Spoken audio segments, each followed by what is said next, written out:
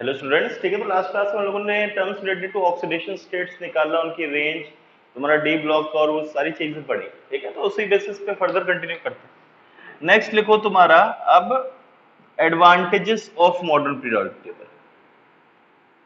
ठीक है, advantages of modern periodic table अगर देखा जाए तो सबसे फर्स्ट एडवांटेज क्या आता है कि it is based on atomic number which is more fundamental property than which is a more fundamental property than atomic mass। ठीक है, आया समझ में? क्लियर है? अब ऐसा क्यों बोल सकते हो कि जब हम लोगों ने एटॉमिक नंबर के बेसिस पे एलिमेंट्स को अरेंज किया तो देखो, जैसे लिथियम आ रहा था, उसके नीचे सोडियम आ रहा था, तो जो एक ग्रुप में एलिमेंट्स आ रहे हैं, elements in a group are having same outermost configuration।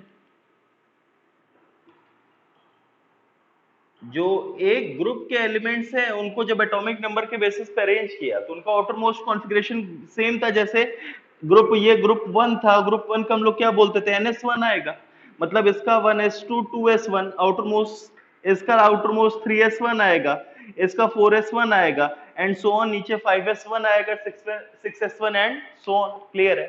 आया समझ में? ठीक है, तो फर्स्ट तुम्हारा एडवांटेज क्या था कि it is a more fundamental property, means when elements are arranged in order of their increasing atomic number, तो एक ग्रुप में जो एलिमेंट्स आएंगे उनका एटॉमिक नंबर क्या, उनका आउटरमोस्ट कॉन्फ़िगरेशन क्या आएगा, सेम आएगा।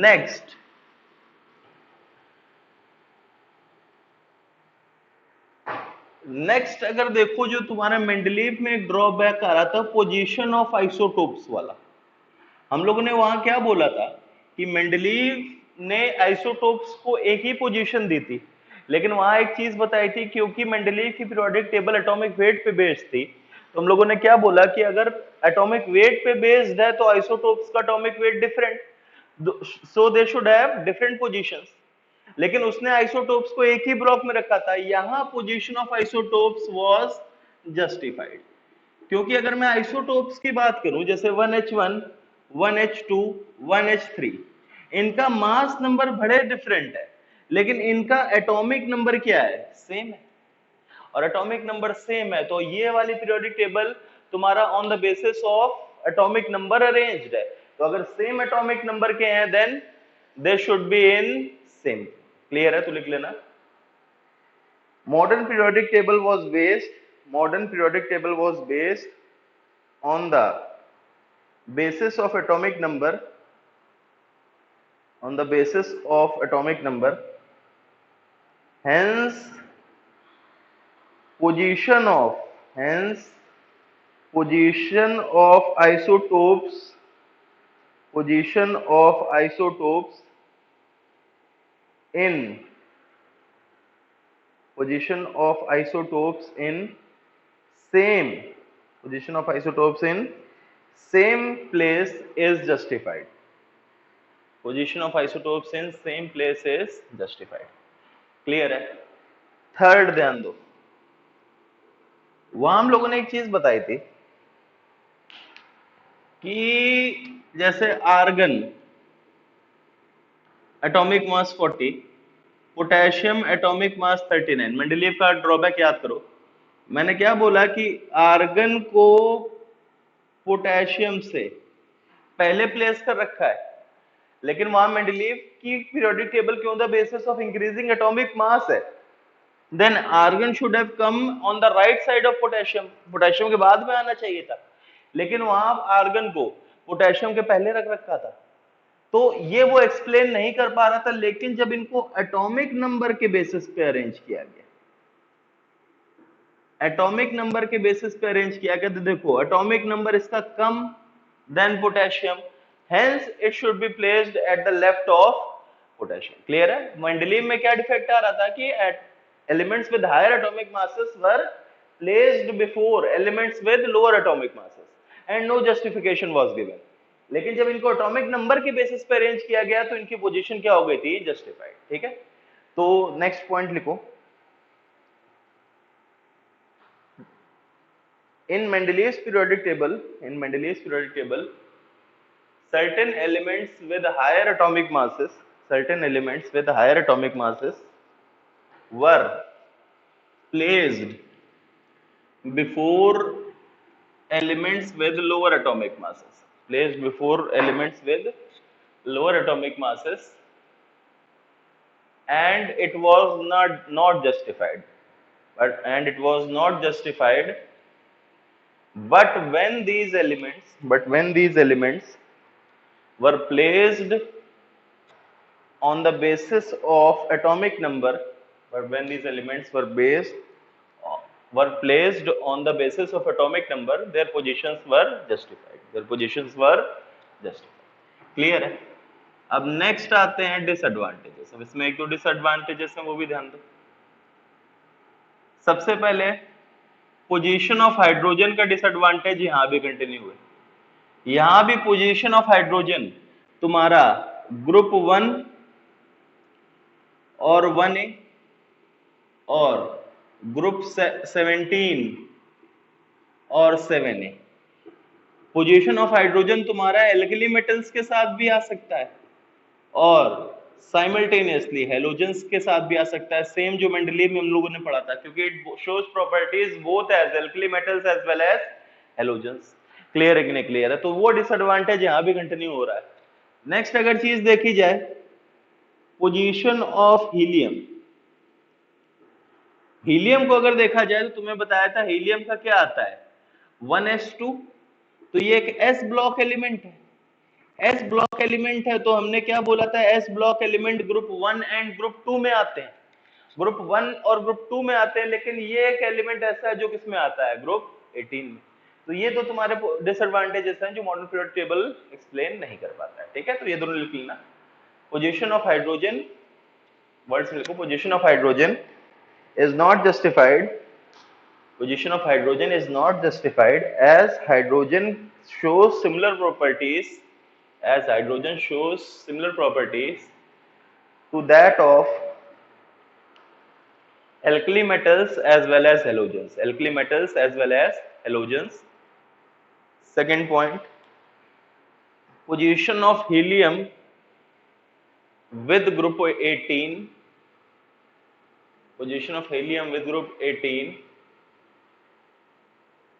is not justified as helium do not have same outermost configuration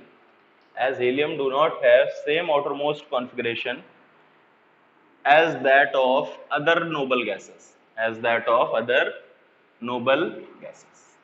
ठीक है, समझ में आया? अब नेक्स्ट देखो, हम लोग मेन इंपॉर्टेंट पढ़ रहे हैं। ठीक है, पीरियोडिक प्रॉपर्टीज में पढ़ेंगे, लेकिन उसके पहले एक चीज हम लोग देखेंगे, इफेक्टिव न्यूक्लियर चार्ज। इसको हम लोग किससे रिप्रेजेंट करते हैं, जेड इफेक्टिव। ठीक है, तो अगर जेड इफेक्टिव को समझना है तो पहले एक एग्जांपल देखा जाए। तो एग्जांपल अगर देखोगे, जैसे मान लो तुम्हारा एक न्यूक्लियस है, न्यूक्लियस में तुम्हारे जेड प्रोटॉन्स हैं। ठीक है, और जैसे सोडियम ले लो, सोडियम के एग्जांपल लेते हैं, 11Na, तो ये 11 प्रोटॉन्स है। मैं बस 11 को बाद में जेड से रिप्लेस कर दूंगा। और एक बार इसके इलेक्ट्रॉन्स देखो, पहले ऑर्बिट में 2 होंगे, दूसरे ऑर्बिट में 8 और तीसरे ऑर्बिट में 1, ये आएगा। क्लियर है? अब एक केस कंसीडर करो, अगर मैं इन बीच वाले इलेक्ट्रॉन्स को हटा दूं, मैं सिर्फ लास्ट वाले इलेक्ट्रॉन को देख रहा हूं।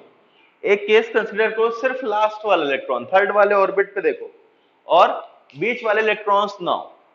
तो अब ध्यान दो, अगर मैं इसमें और न्यूक्लियस का फोर्स ऑफ अट्रैक्शन निकालूं, तो फोर्स ऑफ अट्रैक्शन की वैल्यू क्या होती है, KQ1Q2 बाय R²। मतलब क्या आएगा, K E इलेक्ट्रॉन पे charge -E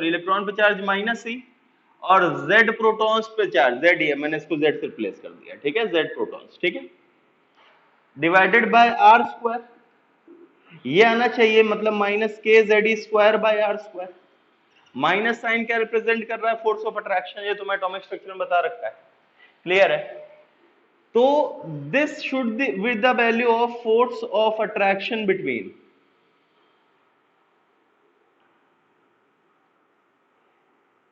outer electron and nucleus.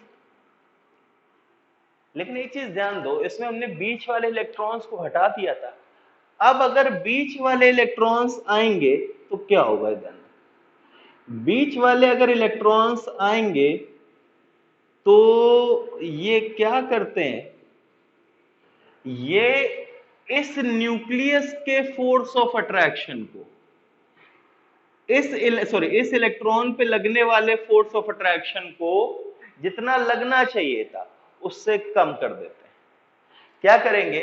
जो एक्चुअल में इसका फोर्स ऑफ अट्रैक्शन पाया जाता है, F attraction real, it is found to be less than F attraction, मतलब ये जो minus k ZE square by R square.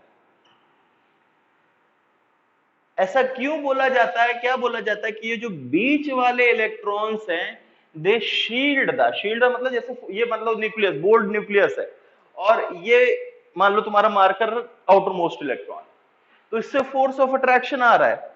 अब इसके बीच में मैंने ये हाथ खड़ा कर दिया, तो इस फोर्स से इसको क्या कर देगा? ये शील्ड कर देगा। इस फोर्स से इसको क्या कर देगा? शील्ड कर देगा। और शील्ड कर देगा मतलब उस फोर्स की वैल्यू क्या कर देगा? तो इफेक्टिव न्यूक्लियर चार्ज क्या है? ध्यान दो, क्या बोला जाता है कि the actual force on an electron is found to be less than the force calculated from Coulombic charge. The actual force found on an electron, force of attraction found on an electron, is found to be less than that calculated from Coulombic law, because the inner electrons shield the outermost electron from the force of attraction of the nucleus. Clear है? फिर से point समझो, पहले point लिख लो फिर समझा देता हूं। पॉइंट क्या है? The actual force of attraction on an electron is found to be less than that calculated from Coulombic law, Coulomb law मतलब वो, because the inner electrons shield the outer electron, from the force of attraction of the nucleus, clear है कि नहीं? Clear. जितना ज्यादा shield करेगा उतना उस इलेक्ट्रॉन पे लगने वाला एक्चुअल फोर्स ऑफ अट्रैक्शन क्या होता जाएगा? मोर द शील्डिंग, लिख लो, more the shielding less is the force on an electron from the nucleus. More the shielding, less is the force on an electron from the nucleus. Clear है कि नहीं? Clear है, आया समझ में? अब देखो इसको मैं, ये तो फोर्स ऑफ अट्रैक्शन, इसको मैं इसके टर्म्स में रिप्रेजेंट करूं, Z effective is equals to क्या होता है? Z minus sigma. अब मतलब क्या? ध्यान, ये फोर्स ऑफ अट्रैक्शन जो था, ये minus k ZE square by R square, ये बताओ आइडियल केस की एक्चुअल केस? ये तो तुम्हारा आइडियल केस था। एफ आइडियल का मतलब क्या है? एफ आइडियल का मतलब क्या है कि सिर्फ बाहर वाला इलेक्ट्रॉन हो, बीच में कोई इलेक्ट्रॉन हो, बिना शील्डिंग लिए, without considering shielding effect, clear है कि नहीं? क्लियर है, आया समझ में? ठीक है, ये तुम्हारा जो फोर्स निकाला minus k ZE square by R square, ये कौन सा फोर्स था जब हम लोग शील्डिंग इफेक्ट कंसिडर नहीं कर रहे हैं। लेकिन जो F एक्चुअल आएगा that will be equals to, वो हमेशा F आइडियल से कम आएगा। और ये बराबर कितना होता है, this is equals to minus के Z effective E square by, ये एफ एक्चुअल क्या है, with considering shielding, shielding effect को कंसिडर करते हुए जो फोर्स आएगा, कंसिडरिंग शील्डिंग इफेक्ट को फोर्स कंसिडर करते हुए जो फोर्स आएगा वो कितना आएगा, माइनस के Z effective E square by R square, जिसमें जेड इफेक्टिव की वैल्यू क्या होती है, Z minus sigma, this Z is atomic number, और ये सिग्मा क्या कहलाता है, शील्डिंग कांस्टेंट, ये सिग्मा क्या कहलाता है, शील्डिंग कांस्टेंट। अब पूरी चीज एक बार ध्यान से सुनो, मैं वापस बता रहा हूं, पूरी चीज ध्यान से सुनना। क्या बोला हमने, एक सोडियम का कंसिडर किया जिसमें जेड प्रोटॉन्स है कि बाहर वाला इलेक्ट्रॉन, पहले मैंने ये 8 इलेक्ट्रॉन हटा दिए, लेट मान लो ये इलेक्ट्रॉन नहीं है, तो इस पे लगने वाला फोर्स ऑफ अट्रैक्शन निकाला मैंने k q1 q2 bye r square, तो वो कितना है, माइनस के Z e square by r square. ये क्या है, एफ आइडियल, एफ आइडियल का मतलब है जब हम लोगों ने सिर्फ एक इलेक्ट्रॉन और न्यूक्लियस कंसिडर किया है, शील्डिंग इफेक्ट कंसिडर नहीं किया है। अब मैंने वापस से इलेक्ट्रॉन लगा दिए, और क्या बोला कि जब इन इलेक्ट्रॉन्स को लगाओगे और एक्चुअल केस देखोगे, तो क्या देखा जाता है कि जो इस इलेक्ट्रॉन पे फोर्स ऑफ अट्रैक्शन की वैल्यू एक्चुअल में आती है, रियल में आती है, that is less than ideal value, वो आइडियल वैल्यू से हमेशा कम आती है। ऐसा क्यों होता है कि क्योंकि ये इलेक्ट्रॉन्स इस न्यूक्लियस से लगने वाले फोर्स ऑफ अट्रैक्शन के बीच में शील्ड की तरह बैठ जाते हैं। शील्ड मतलब जैसे नहीं बोलता है जो तुम्हारा तलवार को रोकने के लिए शील्ड यूज होती है, कवच, तो उसके बीच में शील्ड की तरह बैठ जाएंगे, और शील्ड की तरह बैठ जाने की वजह से अब इस इलेक्ट्रॉन पे लगने वाले फोर्स ऑफ अट्रैक्शन की जो वैल्यू आती है वो आइडियल केस से कम आती है। इतना पॉइंट समझ में आया।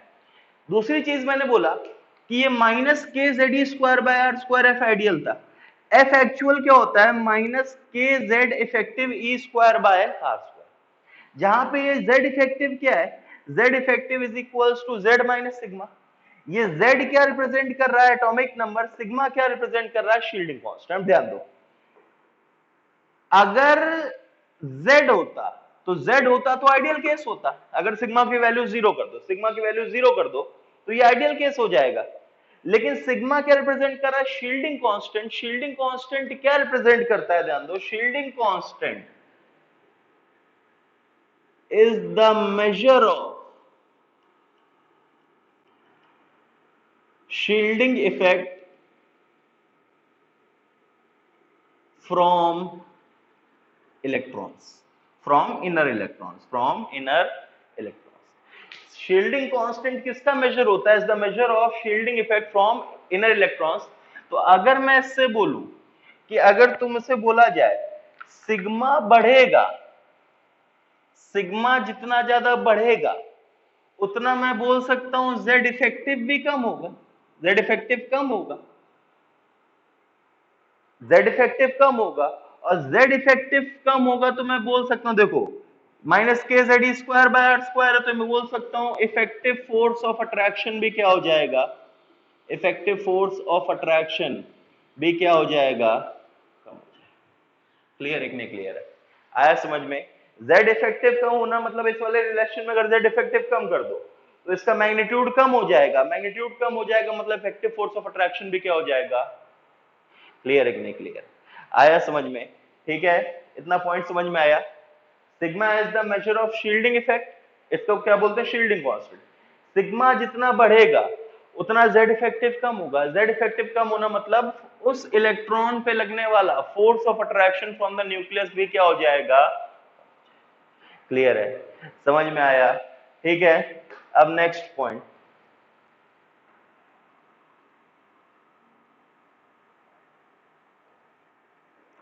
दो चीज देख लेते हैं।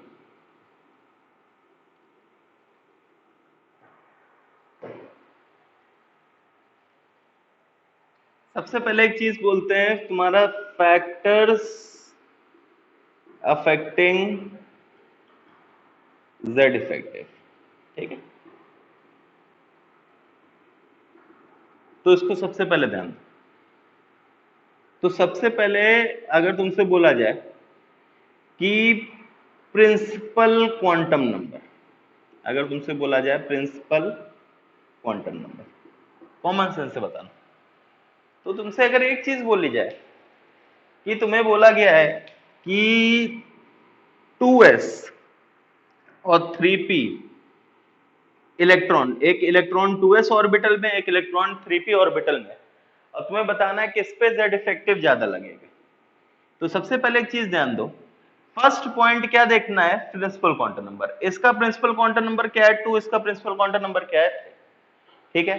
अब एक चीज बताओ, 2s का मतलब है ये सेकेंड ऑर्बिट में होगा, और 3s का मतलब है, 3p का मतलब है थर्ड ऑर्बिट में होगा। प्रिंसिपल क्वांटम नंबर चेंज होने का मतलब है ऑर्बिट नंबर चेंज होना, और ऑर्बिट नंबर अगर चेंज हो, तुमसे बताओ किस पे ज्यादा फोर्स ऑफ अट्रैक्शन लगेगा, जो न्यूक्लियस के पास है कि जो न्यूक्लियस से दूर है।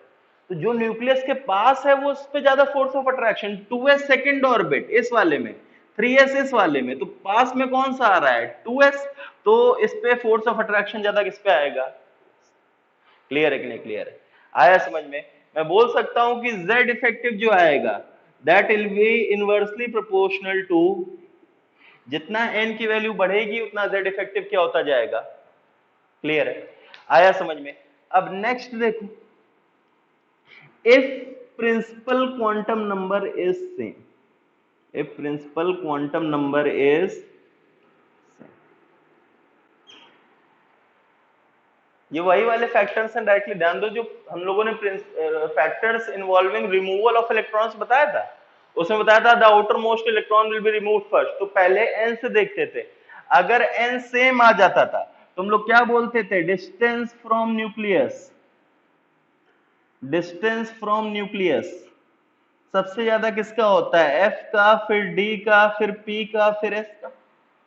अगर प्रिंसिपल क्वांटम नंबर सेम आ गया तो डिस्टेंस किसका ज्यादा होता है, सबसे ज्यादा f का, फिर d का, फिर p का, फिर s का।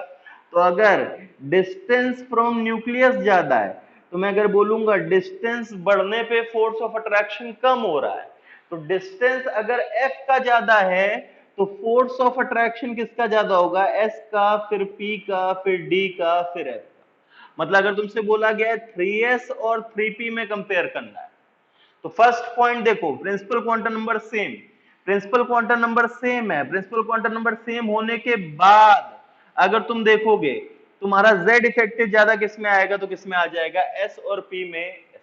क्लियर है। लेकिन अगर तुमसे ऐसा बोला गया है कि भाई 3d और 5s में कंपेयर करना है, तो फर्स्ट पॉइंट ऑफ कंपैरिजन क्या है, प्रिंसिपल क्वांटम नंबर। इसमें प्रिंसिपल क्वांटम नंबर डिफरेंट है, और प्रिंसिपल क्वांटम नंबर डिफरेंट है तो directly less principal quantum number वाले के z इफेक्टिव। क्लियर है कि नहीं क्लियर, पहले प्रिंसिपल क्वांटम नंबर कंपेयर करो, अगर प्रिंसिपल क्वांटम नंबर सेम आ जाए तब तुम क्या कंपेयर करोगे, सबसे ज्यादा s, फिर p, फिर d, फिर, जैसे दो तीन अगर बताओ, तुमसे बोला जाए 3s और 4f, 4f 6p, 6p 6d, 5d 6p, इनको बताओ, इसमें तुम्हें z इफेक्टिव कंपेयर करना है, करो एक बार।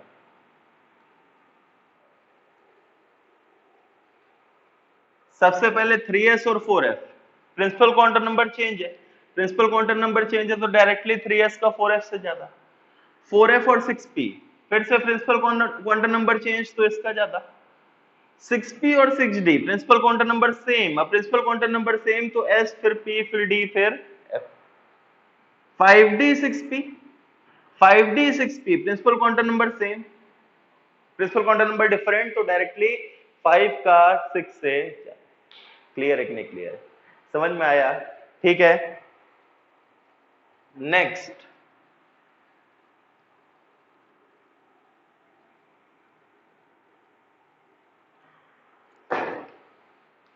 नेक्स्ट आता है स्क्रीनिंग इफेक्ट या शील्डिंग कांस्टेंट का ऑर्डर, ठीक है, सिग्मा शील्डिंग कांस्टेंट का ऑर्डर।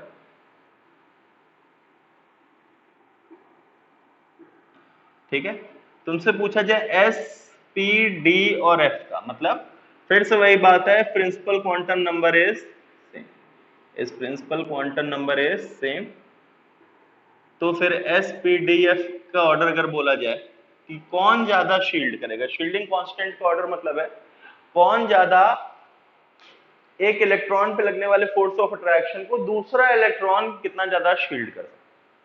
तो ये ऑर्डर क्या आता है, सबसे ज्यादा S का, फिर P का, फिर D का, फिर F का।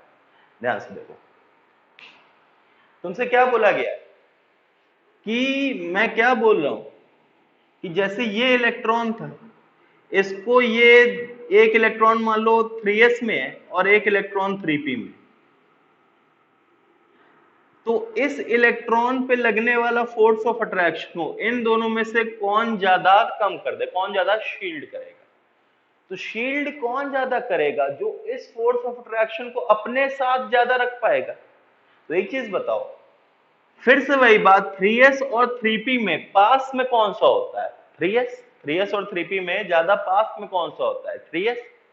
और ज्यादा पास में है अगर न्यूक्लियस को, तो उस फोर्स ऑफ अट्रैक्शन को ज्यादा अपने साथ रख सकता है। और ज्यादा अपने साथ रख सकता है मतलब दूसरों तक ज्यादा नहीं पहुंचने देगा, दूसरे तक ज्यादा नहीं पहुंचने देगा। अगर खुद ज्यादा पास में रखेगा तो दूसरे के पास ज्यादा पहुंचने नहीं देगा। और इसकी वजह से सबसे ज्यादा किसका आता है, S, क्योंकि सबसे पास में होता है, फिर P, फिर D, फिर F। ध्यान से रखना, मैंने दो ऑर्डर लिखवाए हैं। मैंने लास्ट में लिखवाया था Z इफेक्टिव का order S greater than P greater than D greater than F, अभी कुछ देर पहले। और अभी मैं ऑर्डर लिखवा रहा हूं सिग्मा। तुम लोग बोलोगे कि भाई Z effective is equals to Z minus sigma है, सिग्मा बढ़ने पे Z इफेक्टिव कम होगा, तो ये दोनों ऑर्डर सेम कैसे आ रहे हैं। तो एक चीज ध्यान दो, इसमें कंफ्यूज ना होना। ये जो Z इफेक्टिव का ऑर्डर है, ये जो Z इफेक्टिव का ऑर्डर है, देखो ये मान लो मैं 1 2 और ये जो Z इफेक्टिव का ऑर्डर है, ये मैं किस इलेक्ट्रॉन पे लगा रहा हूं, किसके लिए निकाल रहा हूं, जिस इलेक्ट्रॉन पे मैं फोर्स ऑफ अट्रैक्शन कैलकुलेट कर रहा हूं। ये जो Z इफेक्टिव का ऑर्डर मैंने बोला है, ये कौन सा ऑर्डर है, on the electron on which force of attraction is calculated. लेकिन ये जो सिग्मा का ऑर्डर, अब देखो एक इलेक्ट्रॉन खुद को थोड़ा नहीं शील्ड करेगा, इस इलेक्ट्रॉन को इस फोर्स ऑफ अट्रैक्शन से या क्या खुद शील्ड होगा ना, दूसरे इलेक्ट्रॉन शील्ड करेंगे।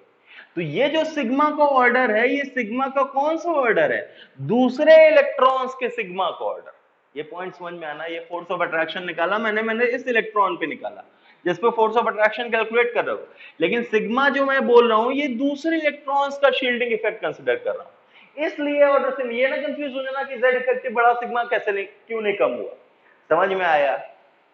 ये मैंने क्या बोला, शील्डिंग कांस्टेंट का मतलब क्या है, this refers to shielding effect of other electrons on an electron. दूसरे इलेक्ट्रॉन का उस इलेक्ट्रॉन पे कितना ज्यादा शील्ड करेगा। समझ में आया, क्लियर है कि नहीं क्लियर है, नोट कर लो।